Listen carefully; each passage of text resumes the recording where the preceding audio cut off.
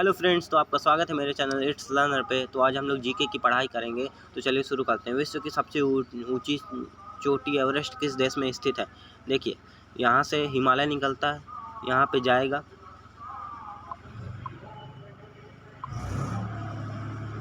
यहाँ पे नेपाल में हिमालय पर्वत स्थित है, जिसको नेपाल में सागर माथा के नाम से जाना जाता है। और हिमालय को संस्कृत में देवगिरी कहा जाता है। और नेपाल में सबसे ऊंची चोटी स्थित है माउंट एवरेस्ट नेपाल में स्थित है, जिसकी ऊंचाई 8,848 मीटर है। अब देखिए कुछ और प्रश्न इसी से जुड़े हुए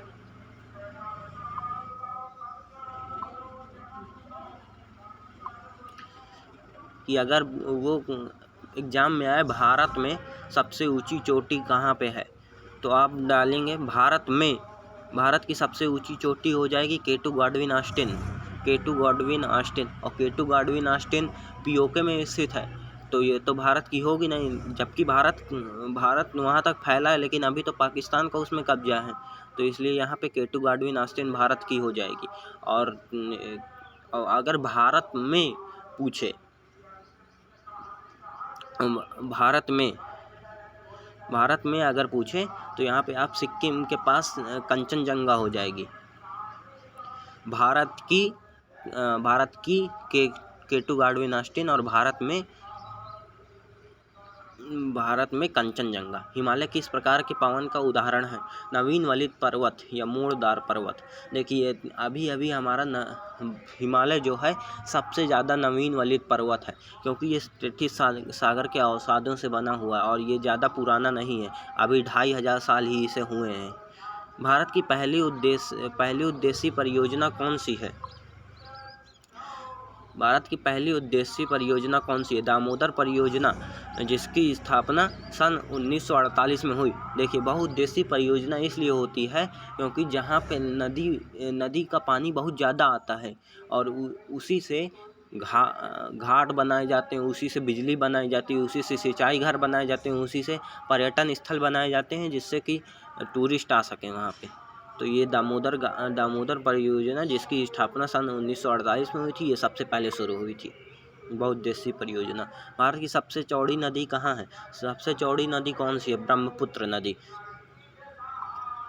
जिसे भारत में यमुना कहते हैं। ग्रीष्म ऋतु में असम राज्य में चलने वाली तीव्र आर्द्र हवाएं क्या कहलाती हैं? नॉर्वेस्टर कहलाती हैं, क्योंकि ये असम नीचे स्थित है दक्षिण में। और जब सूरज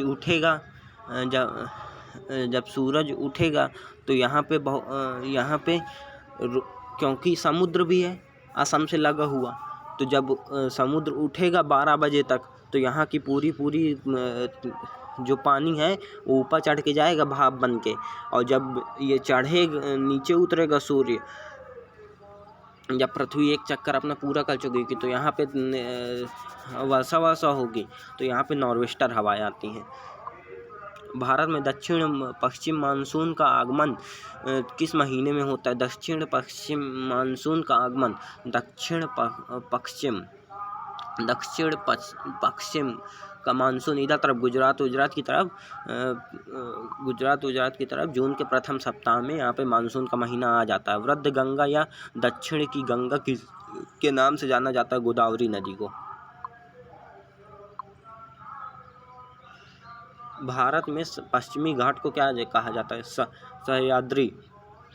देखिए, यहाँ पे ये है, यहाँ पे गुजरात, महाराष्ट्र, गोवा, कर्नाटक, केरल, इसे यहाँ पे कहा जाता है, इसे सह्याद्री कहा जाता है। अंडमान निकोबार द्वीप समूह किस नाम से प्रसिद्ध है? मरकत द्वीप, एमराल्ड द्वीप। देखिए, यहाँ पे इसके बंगाल की खाड़ी के इधर तरफ अंडमान महाद्वीप स्थित है, जिसे मरकत द्वीप के नाम से जाना जाता है। भारत की सबसे बड़ी जनजाति कौन सी है? गोंड जनजाति।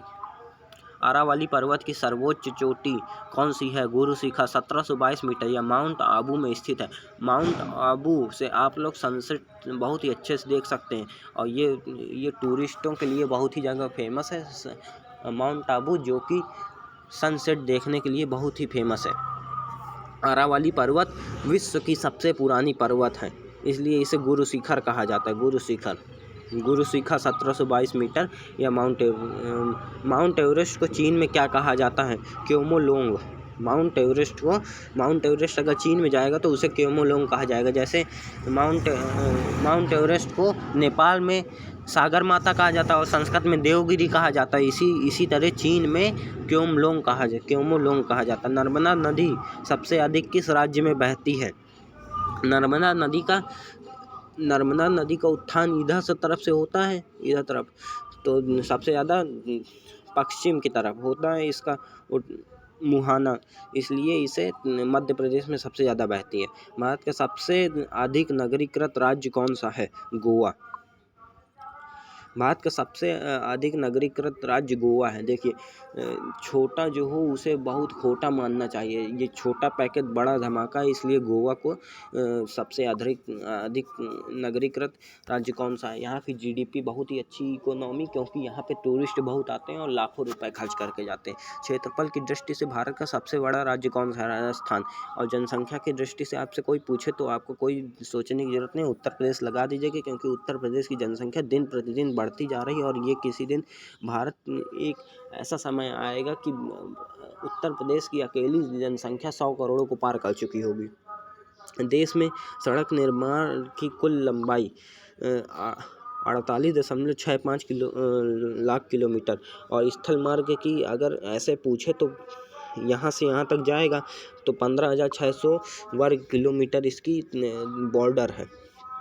भारत में द्वीपों की संख्या द्वीपों की कुल संख्या 247 है। भागीरथी और अलकनंदा का संगम देवप्रयाग कहलाता है। देखिए, गंगा नदी का उत्थान सतपुड़ा से होता है और यहाँ पे आती है। यहाँ पे एक नदी मिलती है, विष्णुप्रयाग, कर्णप्रयाग, फिर यहाँ पे भागीरथी और अलकनंदा मिलते हैं। भागीरथी ये है, अलकनंदा यहाँ से आएगी, अलकनंदा मिलेगी तो यहाँ पे देवप्रयाग का निर्माण होगा। अरब सागर में गिरने वाली नदियाँ कौन कौन सी हैं? सिंधु, नर्मदा एवं ताप्ती। देखिए, बहुत ही कम नदियाँ इधर तरफ गिरती हैं, क्योंकि हमारे जो भारत का स्लोप है वो इधर तरफ ज़्यादा वो है, लेकिन सिंधु, नर्मदा, ताप्ती की जो बहाव होता है वो बहुत तेज होता है, इसलिए ये इधर से बहती हैं तो इधर ही तरफ अरब सागर में आके गिर जाती हैं। हिमालय की सबसे ऊंची चोटी कौन सी है? हिमाद्री। चलिए दोस्तों, ये आपका आज का ख़त्म होता है, तो चलिए शुक्रिया अदा करते हैं आप लोगों का यहाँ तक वीडियो देखने के लिए। तो थैंक यू भाई लोग। अगर आपको इसकी PDF चाहिए हो तो मेरा टेलीग्राम चैनल ज्वाइन करें, वहाँ पे आपको इसकी PDF मिल जाएगी।